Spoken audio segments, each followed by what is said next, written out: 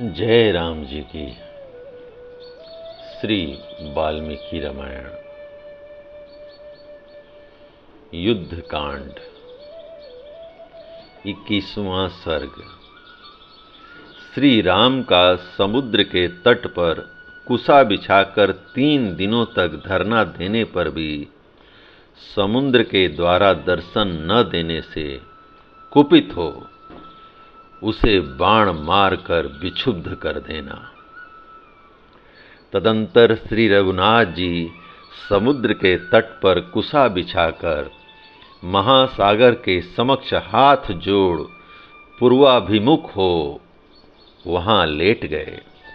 उस समय शत्रुसूदन श्री राम ने सर्प के शरीर की भांति कोमल और वनवास के पहले सोने के बने हुए सुंदर आभूषणों से सदा विभूषित रहने वाली अपनी एक बांह को तकिया बना रखा था।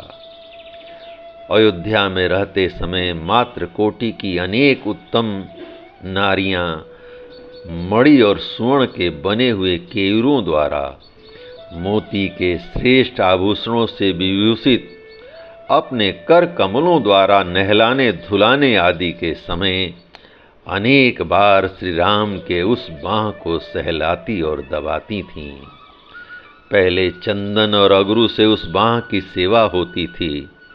प्रातः काल के सूर्य की सी कांति वाले लाल चंदन उसकी शोभा बढ़ाते थे। बांह की शोभा बढ़ाता था। सीता हरण से पहले शयन काल में सीता का सिर उस बांह की शोभा बढ़ाता था और श्वेत सैया पर स्थित एवं लाल चंदन से चर्चित हुई वह बांह गंगा जल में निवास करने वाले तक्षक के शरीर की भांति सुशोभित होती थी।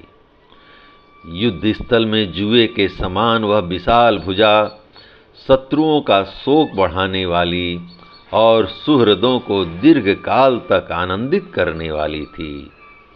समुद्र पर्यंत अखंड भूमंडल की रक्षा का भार उनकी उसी भुजा पर प्रतिष्ठित था।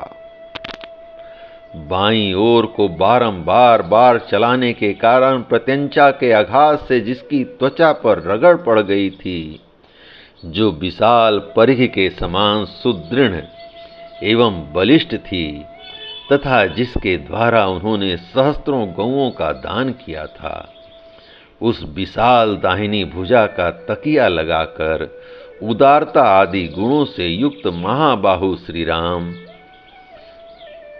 आज या तो मैं समुद्र के पार जाऊंगा या मेरे द्वारा समुद्र का संहार होगा, ऐसा निश्चय करके मौन हो मन वाणी और शरीर को संयम में रखकर महासागर को अनुकूल करने के उद्देश्य से विधि पूर्वक धरना देते हुए उस कुशासन पर सो गए। कुश बिछी हुई भूमि पर सोकर नियम से असावधान न होते हुए श्री राम वहां 3 रातें व्यतीत कर दिए। इस प्रकार उस समय वहां 3 रात लेटे रहकर नीति के ज्ञाता धर्म वत्सल श्री रामचंद्र जी सरिताओं के स्वामी समुद्र की उपासना करते रहे, परंतु नियम पूर्वक रहते हुए श्री राम के द्वारा यथोचित पूजा और सत्कार पाकर भी उस मंदमती महासागर ने उन्हें अपने आधि दैविक रूप का दर्शन नहीं कराया। वह उनके समक्ष प्रकट नहीं हुआ।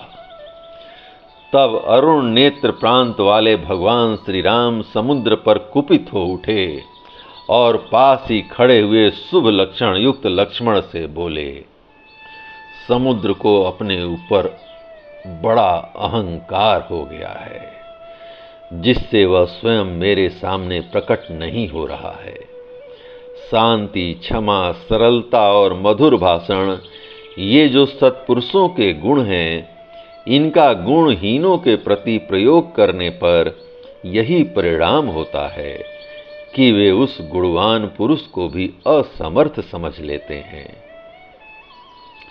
जो अपनी प्रशंसा करने वाला, दुष्ट धृष्ट सर्वत्र धावा करने वाला और अच्छे बुरे सभी लोगों पर कठोर दंड का प्रयोग करने वाला होता है, उस मनुष्य का सब लोग सत्कार करते हैं।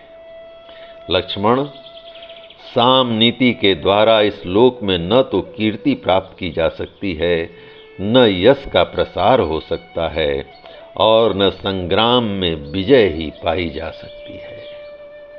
सुमित्रानंदन, आज मेरे बाणों से खंड खंड हो मगर और मत्स्य सब ओर उतराकर बहने लगेंगे, और उनकी लाशों से इस मकरालय का जल आच्छादित हो जाएगा। तुम यह दृश्य आज अपनी आंखों से देख लो। लक्ष्मण, तुम देखो कि मैं यहाँ जल में रहने वाले सर्पों के शरीर, मत्स्यों के विशाल कलेवर और जल हस्तियों के सुंड दंड के किस तरह टुकड़े टुकड़े कर डालता हूँ। आज महान युद्ध ठानकर शंखों और सिपियों के समुदाय तथा मत्स्यों और मगरों सहित समुद्र को मैं अभी सुखाए देता हूँ। मगरों का निवास भूत यह समुद्र मुझे क्षमा से युक्त देख असमर्थ समझने लगा है। ऐसे मूर्खों के प्रति की गई क्षमा को धिक्कार है। सुमित्रानंदन, साम नीति का आश्रय लेने से यह समुद्र मेरे सामने अपना रूप नहीं प्रकट कर रहा है, इसलिए धनुष तथा विषधर सर्पों के समान भयंकर बाण ले आओ। मैं समुद्र को सुखा डालूंगा, फिर वानर लोग पैदल ही लंकापुरी को चल पड़ेंगे। यद्यपि समुद्र को अक्षोभ्य कहा गया है, फिर भी आज कुपित होकर मैं इसे विक्षुब्ध कर दूंगा। इसमें सहस्त्रों तरंगें उठती रहती हैं, फिर भी यह सदा अपने तट की मर्यादा में ही रहता है, किंतु अपने बाणों से मारकर मैं इसकी मर्यादा नष्ट कर दूंगा। बड़े बड़े दानों से भरे हुए इस महासागर में हलचल मचा दूंगा, तूफान ला दूंगा। यूं कहकर दुर्धर्ष वीर भगवान श्री राम ने हाथ में धनुष ले लिया। वे क्रोध से आंखें फाड़ फाड़ कर देखने लगे और प्रलय अग्नि के समान प्रज्वलित हो उठे। उन्होंने अपने भयंकर धनुष को धीरे से दबाकर उस पर प्रत्यंचा चढ़ा दी और उसकी टंकार से सारे जगत को कंपित करते हुए बड़े भयंकर बाण छोड़े, मानो इंद्र ने बहुत से वज्रों का प्रहार किया हो। तेज से प्रज्वलित होते हुए वे महान वेगशाली श्रेष्ठ बाण समुद्र के जल में घुस गए। वहां रहने वाले सर्प भय से थर्रा उठे। मत्स्यों और मगरों सहित महासागर के जल का महान वेग सहसा अत्यंत भयंकर हो गया। वहां तूफान का कोलाहल छा गया। बड़ी बड़ी तरंगमालाओं से सारा समुद्र व्याप्त हो उठा। शंख और सीपियां पानी के ऊपर छा गईं। वहां धुआं उठने लगा और सारे महासागर में सहसा बड़ी बड़ी लहरें चक्कर काटने लगीं।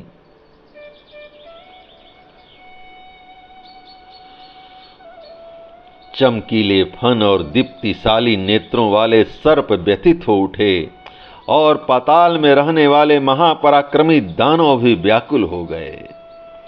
सिंधुराज की सहस्त्रों लहरें जो विंध्याचल और मंदराचल के समान विशाल एवं विस्तृत थीं, नाकों और मकरों के साथ लिए ऊपर की ओर उठने लगीं। सागर की उत्ताल तरंगमालाएं झूमने और चक्कर काटने लगीं। वहां निवास करने वाले नाग और राक्षस घबरा गए।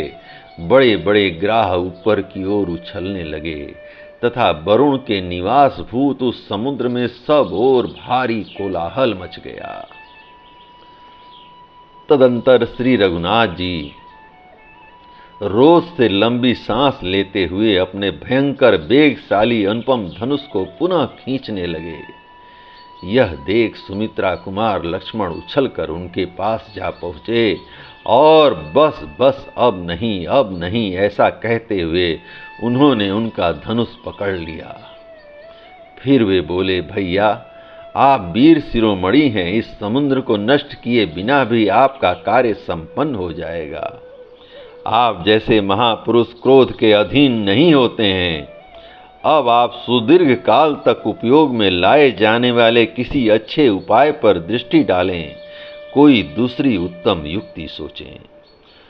इसी समय अंतरिक्ष में अव्यक्त रूप से स्थित महर्षियों और देवर्षियों ने भी हाय, यह तो बड़े कष्ट की बात है, ऐसा कहते हुए अब नहीं कहकर बड़े जोर से कोलाहल किया।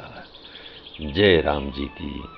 इस प्रकार श्री वाल्मीकि निर्मित आर्ष रामायण आदि काव्य के युद्ध कांड का 21वां सर्ग प्रभु श्री राम की कृपा से पूर्ण हुआ। जय राम जी की।